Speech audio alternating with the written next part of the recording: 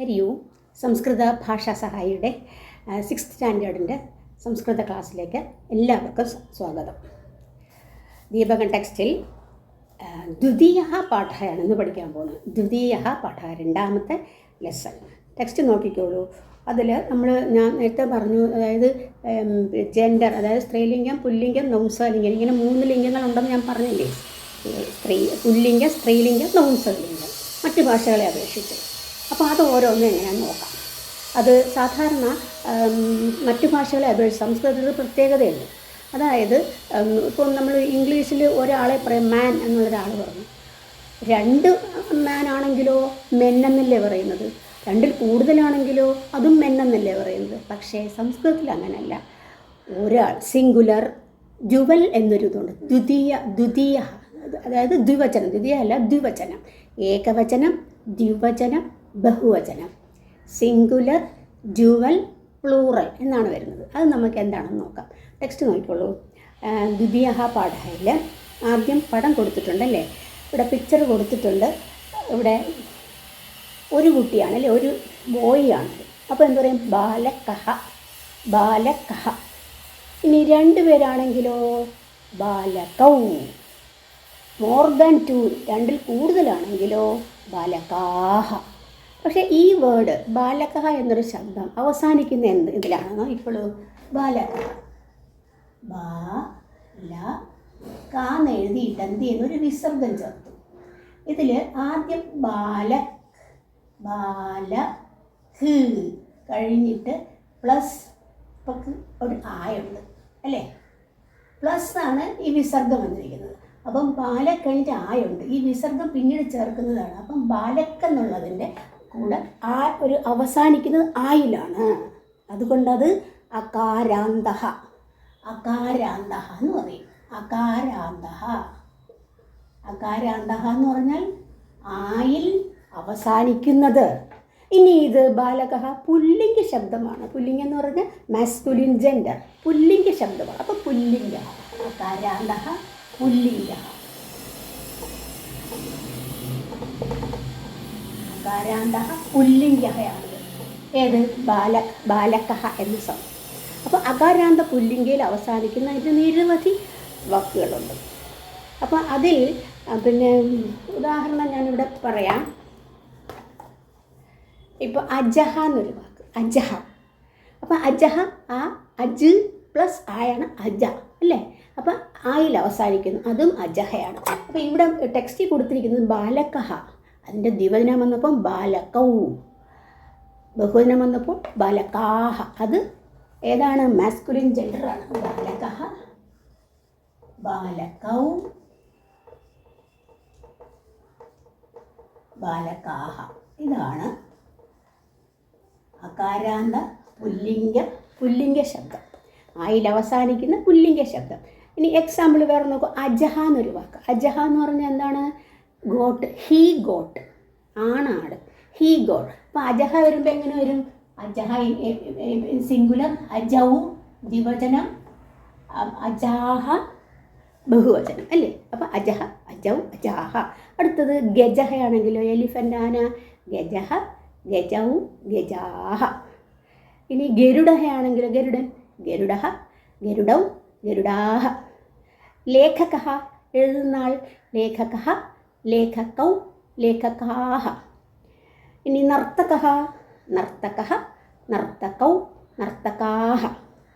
ഹസ്തഹയാണെങ്കിലോ, ഹസ്തഹ, ഹസ്തൗ, ഹസ്താഹ. ഇങ്ങനെയാണ് വരുന്നത് പുല്ലിംഗ ആയിൽ അവസാനം. അങ്ങനെ അതിൽ കുറേ എഴുതാൻ നിങ്ങൾ തനിച്ച് വീട്ടിൽ നിന്ന് ഇങ്ങനെ പറഞ്ഞു നോക്കുക, അപ്പോൾ ശരിയാവും. ഏതൊക്കെയാണ്, അജഹ, ഒന്ന് അജഹ. അപ്പം നിങ്ങൾ എന്ത് ചെയ്യണം, അജഹ, അജൗ, അജാഹ. അടുത്ത ഗജഹ, പിന്നെ നർത്തകഹ,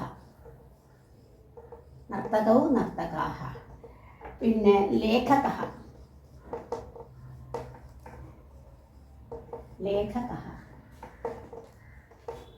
ഹസ്തഹ, കൈ എന്നുള്ള അർത്ഥം, ഹസ്തഹ, ദേവഹ, ദേവൻ, സൈനികഹ, സൈനികൻ,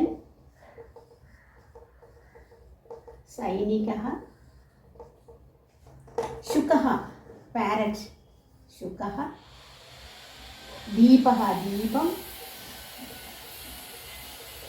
ഖഗഃ ബേർഡ്, സാഗരഃ ഓഷൻ. ഇത്രയും വാക്കുകൾ ഞാൻ തന്നു. അപ്പോൾ നിങ്ങൾ എന്ത് ചെയ്യണം? ഇത് വെച്ചിട്ട് ഓരോന്നും ഏകവചനം, ദ്വിവചനം, ബഹുവചനം എഴുതണം. ഓരോന്നിനും ഇപ്പം മറ്റതുപോലെ തന്നെ ബാലക ശബ്ദം പോലെ തന്നെയാണ്. അപ്പോൾ അതാണ് അകാരാന്ത പുല്ലിംഗ ശബ്ദം. ഇനി നമുക്ക് പഠിക്കേണ്ടത് ആകാരാന്ത സ്ത്രീലിംഗ ശബ്ദമാണ്. ഇനി സ്ത്രീലിംഗ ശബ്ദം നോക്കിക്കോളൂ. അത് ആകാരാന്തം അല്ലേ? ആയിൽ അവസാനം, ആയിലല്ല ആ. അത് നോക്കിക്കോളൂ. കൊടുത്ത് രണ്ടാമത്തെ അവിടെ സ്ത്രീലിംഗ ശബ്ദം കൊടുത്തിരിക്കുന്നു. ബാലിക, ദീർഘമല്ലേ? ബാലിക, ഇവിടെ ബാലിക. അപ്പം ബാലിക എങ്ങനെയാണ്? ബാലിക്കിൻ്റെ കൂടെ ആയുണ്ട്. ബാലിക്, ബാലിക് എന്നുള്ളതിൻ്റെ കൂടെ ആയുണ്ട്. ബാലിക് പ്ലസ് ആയാണ്. ബാലിക് പ്ലസ് ആയാണ് ബാലിക. അപ്പോൾ അവസാനിക്കുന്ന ആയിലല്ലേ? അപ്പോൾ അത് സ്ത്രീലിംഗ ശബ്ദമാണ്. അപ്പോൾ ഇതിൻ്റെ രണ്ട് ഏകവചനം ബാലിക, ദ്വിവചനം വന്നപ്പോൾ ബാലികേ, ബഹുവചനം വന്നപ്പോൾ ബാലികാഹ, ബാലികാഹ. ഇങ്ങനെയാണ് വന്നത്. മറ്റേ പിന്നെ പുല്ലിംഗം വന്നപ്പോൾ ബാലകഃ, ബാലകൗ, ബാലകാഹ. സ്ത്രീലിംഗത്തിൽ വന്നപ്പോൾ ബാലികേ, ബാലിക, ബാലികേ, ബാലികാഹ. അതുപോലെ വേറെയും ഇതുണ്ട്. ഇനി അടുത്ത പേജിൽ വൈദ്യ, ഡോക്ടർ, വൈദ്യ. അപ്പോൾ അതിൻ്റെ ദ്വിവചനം വന്നപ്പോൾ വൈദ്യേ, ഇതുപോലെ തന്നെ. പിന്നെ വൈദ്യാഹ. പിന്നെ അജ, നേരത്തെ അജഹ വന്നില്ലേ? അജഹ പുല്ലിംഗ ശബ്ദമാണ്. അപ്പോൾ ഈ സ്ത്രീലിംഗം വന്നപ്പോൾ അജാ, ഷീ ഗോട്ട്. അജാ, ദ്വിവചനം അജേ, ബഹുവചനം അജാഹ. ഇങ്ങനെയാണ് വരുന്നത്. അപ്പോൾ ഈ രീതിയിൽ കുറച്ച് വാക്കുകൾ ഞാൻ ഇവിടെ കൊടുത്തിട്ടുണ്ട്. അജ, നിങ്ങൾ അജ, അജേ, അജാഹ.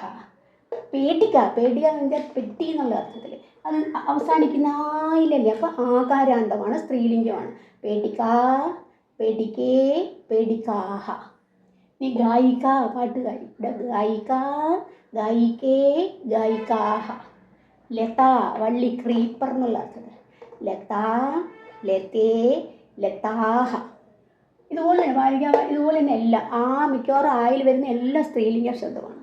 ഇനി തൂലിക എന്ന് പറഞ്ഞാൽ പെണ്ണ്.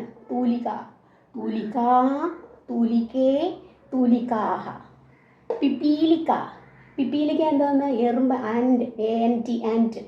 പിപ്പീലിക്ക, പിപ്പീലിക്കേ, പിപ്പീലിക്കാഹ. ഈ രീതിയിലാണ് വരുന്നത്. അപ്പോൾ അങ്ങനെ രണ്ട് വിഭാഗം പഠിച്ചു. ഇനി നമുക്കുള്ളത് അകാരാന്തത്തിൽ തന്നെ നപുംസകലിംഗത്തിൽ പഠിക്കാം. അകാരാന്ത നപുംസകലിംഗ മൂന്നാമത്തേതാണ്. അകാരാന്ത നപുംസകലിംഗ.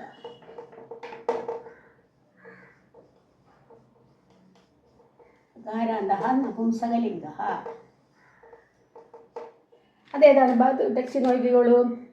പത്രം എന്ന് പറഞ്ഞാൽ ലീഫ്, ഇല. പത്രം എന്ന് പറയുമ്പോഴത്തേക്ക് പത്രം എങ്ങനെ വരും? പത്ര പ്ലസ് ആ പ്ലസ് മ് ആണ്. ഈ മ് നമ്മൾ അക്ഷരമല്ല, കാരണം മ് അക്ഷരമല്ല, അറിയാം നമുക്ക്. വിസർഗവും അക്ഷരമല്ല, മ് ഒന്നും അക്ഷരമല്ല. അപ്പം ബാക്കി എന്തുണ്ട്? പത്ര എന്ന് വന്നില്ലേ? അപ്പം ആയിൽ അവസാനിക്കുന്നില്ലേ? അങ്ങനെയാണ് പത്രം എന്നത് നപുംസകലിംഗമാണ്, അകാരാന്തമാണ്. അപ്പോൾ അതിൻ്റെ ബാക്കി രൂപങ്ങൾ പത്രം, പത്രേ, പത്രാണി. പത്രം, പത്രേ, പത്രാണി എന്നാണ്, നപുംസകലിംഗമാണ്. ഇനി അതിൽ തന്നെ ഇവിടെ ചക്രം വന്നു താഴെ കൊടുത്തിരിക്കുന്നു. നോക്കോ, അത് താഴെ ചക്രം, ചക്രേ, ചക്രാണി. ഇനി പുസ്തകം വന്നു. പുസ്തകേ, പുസ്തകാനി എന്നാണ്. അതെന്തുകൊണ്ട് നീ വന്നു? ഇവിടെ നീ വന്നില്ലേ? പുസ്തകമാവുമ്പോൾ പുസ്തകം, പുസ്തകേ,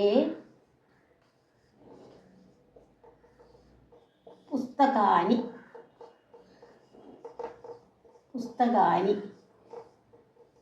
എന്തുകൊണ്ട് അവിടെ നീ വന്നു? ഇവിടെ നീ വന്നു, ഇവിടെയെല്ലാം നീ വന്നു. എന്താ കാരണം? ഇവിടെ പത്രം എന്ന് പറയുമ്പോഴത്തേക്ക് ഋകാരാന്തം വരുന്നു. ഋകാരാന്തം വന്നിട്ടുണ്ടെങ്കിൽ അവിടെ ബഹുവചനം നീ വരും. ഇവിടെ പക്ഷേ വന്നിട്ടുണ്ടോ പുസ്തകം എന്നുള്ളതിന്? ഇല്ലല്ലോ. അതുകൊണ്ട് അവിടെ പുസ്തകാനി. ഇതുപോലെയാണ് നപുംസകലിംഗം വരുന്നത്. ഈ നപുംസകലിംഗത്തിൽ 2-3 ഫലം എന്നുള്ളത്, ഫലം, ഫ്രൂട്ട് എന്നുള്ളത്, ഫലം. ഫലം എങ്ങനെ വരും? ഫലം, ഫലേ, ഫലാനി. അതിനകത്ത് വന്നിട്ടില്ല. പിന്നെ മിത്രം, മിത്രത്തിൽ വന്നിട്ടുണ്ടല്ലോ. അപ്പം മിത്രം, മിത്രേ, മിത്രാണി വന്നു. പിന്നെ നേത്രം, നേത്രത്തിലും ഉണ്ട്. നേത്രം, നേത്രേ, നേത്രാണി. കന്തുകം, കന്തുകം ബോൾ. കന്തുകം, കന്തുകേ, കന്തുകാനി. അവിടെ ഇല്ലാത്തതുകൊണ്ട് നീയേ വരുവുള്ളൂ. പാത്രം, പാത്രം, പാത്രേ, പാത്രാണി വന്നു. വന്നിട്ടുള്ളത് കൊണ്ട്. അതുപോലെ ചിത്രം, ചിത്രത്തിലും കൊണ്ട് അപ്പം വരണം അല്ലേ. ചിത്രം, ചിത്രേ, ചിത്രാണി. അപ്പോൾ ഇത്രയും ഞാൻ പറഞ്ഞത് എന്താണ്? ഒരു സാധാരണ സംസ്കൃതത്തിൽ വിഭക്തികളുണ്ട്, 7 വിഭക്തീസ് ഉണ്ട്. അതിൽ ആദ്യത്തെ വിഭക്തിയാണ് ഞാൻ ഈ പറഞ്ഞത്. ആകാരാന്ത പുല്ലിംഗ ബാലശബ്ദം ചോദിച്ചാൽ പ്രഥമ വിഭക്തി ഏതെന്ന് ചോദിച്ചാൽ ബാലഹ, ബാലോ, ബാലാഹ. ആകാരാന്ത സ്ത്രീലിംഗത്തിൽ പിന്നെ ബാലികയുടെ പ്രഥമ വിഭക്തി ചോദിച്ചാൽ ബാലിക, ബാലികേ, ബാലികാഹ. അകാരാന്ത നപുംസകലിംഗത്തിൽ വനശബ്ദത്തിൻ്റെ പ്രഥമ വിഭക്തി ചോദിച്ചാൽ വനം, വനേ, വനാനി. ഇത് മനസ്സിലായില്ലേ? ഇംഗ്ലീഷിലൊക്കെ പഠിക്കുമല്ലോ വെർബ്സ്. അതുപോലെ ക്രിയ എങ്ങനെയാണ്, സംസ്കൃതത്തിൽ ക്രിയ എങ്ങനെയൊക്കെയാണ് വരുന്നതെന്ന് നോക്കാം. അതും ഇതുപോലെ ഏകവചനം, ദ്വിവചനം, ബഹുവചനം ഉണ്ട്. മറ്റുള്ള ഭാഷയിൽ വ്യത്യസ്തമാണ് ഇതെല്ലാം അല്ലേ. ഏകവചനം, ദ്വിവചനം, ബഹുവചനം. അതിൽ നോക്കിയോളൂ, ഇവിടെ ക്രിയാപദാനി എന്നാണ്. ഇപ്പോൾ പദാനി എന്ന് കേൾക്കുമ്പോൾ നിങ്ങൾക്ക് അറിഞ്ഞൂടെ? പദാനി എന്താണ്? നപുംസകലിംഗമാണ് അല്ലേ. പദം, പദേ, പദാനി നപുംസകലിംഗം അല്ലേ. അപ്പോൾ ക്രിയാപദാനി, ക്രിയാപദങ്ങൾ. നോക്കിക്കോളൂ ടെക്സ്റ്റിൽ, ഇതിനകത്ത് പേജ് നമ്പർ 31 മുകളിൽ കൊടുത്തിട്ടുണ്ട്. ഏകവചനം, ദ്വിവചനം, ബഹുവചനം എന്ന് കൊടുത്തിട്ടുണ്ട്. ആദ്യം ഒരു കുട്ടി വായിക്കുകയാണ് അല്ലേ, ഒരു കുട്ടി റീഡ് ചെയ്യുകയാണ്. പഠതി, പഠതി, റീഡിങ്, പഠിക്കുന്നു, റീഡ്സ്. പിന്നെ 2 പേരാണെങ്കിലോ പഠതഹ, പഠതഹ. മോർ ദാൻ 2 ആണെങ്കിലോ പഠന്തി. അപ്പം പഠതി, ഇവിടെ പഠതി, പഠതഹ, പഠന്തി. അപ്പോൾ ഇവിടെ വള്ളി ഇടുന്ന ഇപ്പുറത്തെ ഇടാവും, ലെഫ്റ്റ് സൈഡിൽ ഇടാവും, റൈറ്റ് സൈഡിൽ ഇട്ടാൽ ദീർഘമായിപ്പോവും, പഠതീന്നായിപ്പോവും. അപ്പം പഠതി, പഠതഹ, പഠന്തി. അതാണ് എന്ത്? പഠിധാതു എന്നുള്ള ഒരു വെർബാണ്. അതിൻ്റെ ഏകവചനം, ദ്വിവചനം, ബഹുവചനം. അടുത്ത നോക്കിക്കോളൂ, പിബതി. പിബതിന് പിബ് എന്ന് പറഞ്ഞാൽ പിന്നെ ഡ്രിങ്ക്, കുടിക്കുക എന്നുള്ള അർത്ഥത്തിൽ. കുടിക്കുക എന്നുള്ള അർത്ഥത്തിൽ പിബത്തി, പിബതഹ, പിബന്തി. ടെക്സ്റ്റിൽ നോക്കി കൊണ്ട് കൊടുത്തിട്ടുണ്ട്. അടുത്തത് ഖാദതി. ഖാദ് ധാതു, ടു ഈറ്റ്. ഖാദതി നോക്കൂ, ഖാദതി, ഖാദതഹ, ഖാദന്തി. ഒരാൾ കഴിക്കുന്നു, 2 പേര് കഴിക്കുന്നു, മോർ ദാൻ 2 പേര് കഴിക്കുന്നു. അടുത്തത് ഗച്ഛതി. ഗമ് എന്നുള്ളൊരു ധാതുവാണ്. ഗച്ഛതി ഗോയി, പോകുന്നു. ഗച്ഛതി 2 പേര് പോയാൽ ഗച്ഛതഹ, മോർ ദാൻ 2 ആണെങ്കിൽ ഗച്ഛന്തി. ഇനി അതുപോലെ അടുത്തത് പ്ലേ ചെയ്യാണ്, കളിക്കുകയാണ് ഒരു കുട്ടി. ക്രീഡ് ധാതു, അതിൻ്റെ ക്രീഡതി, ക്രീഡതഹ, ക്രീഡന്തി. അപ്പോൾ ഈ രീതിയിലാണ് എന്ത് വരുന്നത്? വെർബ്സ് വരുന്നത്, ക്രിയ വരുന്നത്. നൗൺ പഠിച്ചതുപോലെ. നൗൺ എന്ന് പറയുമ്പോൾ നേരത്തെ ഞാൻ പറഞ്ഞു, പിന്നെ കുറേ ഉദാഹരണമൊക്കെ പറഞ്ഞില്ലേ, ഓരോ പേരുകൾ വെച്ച് പറഞ്ഞു. അതുകൂടാതെ അതൊക്കെ വരുമ്പോഴത്തേക്ക് ഇപ്പം ബോയ് ഈസ് റീഡിങ് എന്നെങ്ങനെ പറയും? ബാലഹ പഠതി, ബാലഹ പഠതി, ബാലൻ പഠിക്കുന്നു എന്നാണ്, അല്ലെങ്കിൽ ബാലൻ റീഡ് ചെയ്യുന്നു എന്നുള്ള. അപ്പോൾ ഇതുമായിട്ട് ബന്ധപ്പെട്ട് കുറേ ക്വസ്റ്റ്യൻസിൻ്റെ ബാക്കിലൊക്കെ ഉണ്ട്. നിങ്ങളത് കണ്ടുപിടിച്ച് നിങ്ങൾ തന്നെ എഴുതുക. തന്നെ അത് എഴുതാൻ പറ്റും. ഈ പറഞ്ഞ അനുസരിച്ച് ഇതുമായിട്ട് ബന്ധപ്പെട്ടത് മാത്രം നിങ്ങൾ തന്നെ ഒന്ന് എഴുതി നോക്കൂ. അപ്പം അല്ലെങ്കിൽ ഞാൻ പറഞ്ഞു തരാം ഏത് പേജ് നമ്പർ വരുന്നത്. ടെക്സ്റ്റിൽ പേജ് നമ്പർ 39 ആദ്യത്തത്. ഇവിടെ ലത, വല്ലി. ലത എന്നുള്ളതിൻ്റെ മീനിങ് വല്ലിയാണ്, ക്രീപ്പർ എന്നുള്ളതിന്. ബൈൽ അതിൻ്റെ അർത്ഥം അങ്ങനെ അത് ഓരോന്നിൻ്റെ എഴുതുക. ഫലം, പുസ്തകം, അജ. അപ്പോൾ ഇങ്ങനെ ഓരോന്ന് പിന്നെ നോക്കി അത് എഴുതുക. അത് ഈസിയാണ്. അത് കഴിഞ്ഞിട്ട് പിന്നെ വരുന്നത് അതിൻ്റെ താഴെയുള്ളത് ഓരോന്നും ഏകവചനം, ദ്വിവചനം, ബഹുവചനം എഴുതുക. അത് നിങ്ങൾക്ക് തന്നെ എഴുതാം. അത്ര ഈ രണ്ടെണ്ണം നിങ്ങൾ തന്നെ ഇരുന്ന് എഴുതി നോക്കുക. ഓക്കെ. ഇനി ഇപ്പം അത് ക്ലാസ് അവസാനിക്കുന്നതിന് മുമ്പ് ഞാൻ പറയുകയാണ്, ഇനി ഇത് ആദ്യമായിട്ടാണ് കാണുന്നവരെങ്കിൽ എല്ലാവരും സബ്സ്ക്രൈബ് ചെയ്യണം. അതോടൊപ്പം തന്നെ ഒന്ന് ഷെയർ ചെയ്യാനും ശ്രമിക്കണം. കാരണം പല കുട്ടികളും അറിയില്ല ഇത് ക്ലാസ് എടുക്കുന്നുണ്ടോ ഇല്ലയോ എന്ന്. എന്നാൽ അതുപോലെ ഇനിയിപ്പോൾ സെക്കൻഡ് ടേം ആയി, അപ്പം നിങ്ങൾക്ക് വേറെ പാഠമായിരിക്കും എടുക്കുന്നത്. ഞാനിപ്പോൾ ആദ്യം തൊട്ട് എടുക്കുന്നത് കൊണ്ട് നിങ്ങൾക്ക് ചിലപ്പോൾ അത് മനസ്സിലാക്കാൻ കഴിയില്ല. അപ്പോൾ അതുകൊണ്ട് ഏത് ലെസൺ തൊട്ടാണ് സെക്കൻഡ് ടേം തുടങ്ങുന്നതെന്ന് ഒന്ന് കമൻറ്റ് ചെയ്താൽ ഞാൻ അത് തൊട്ട് അടുത്ത ക്ലാസ് തൊട്ട് എടുക്കാൻ ശ്രമിക്കാം. അപ്പോൾ ഇന്നത്തെ ക്ലാസ് ഇവിടെ പൂർണ്ണമാകുന്നു. അടുത്ത ക്ലാസ്സിൽ കാണുന്നവരെ എല്ലാവർക്കും നന്ദി, നമസ്കാരം.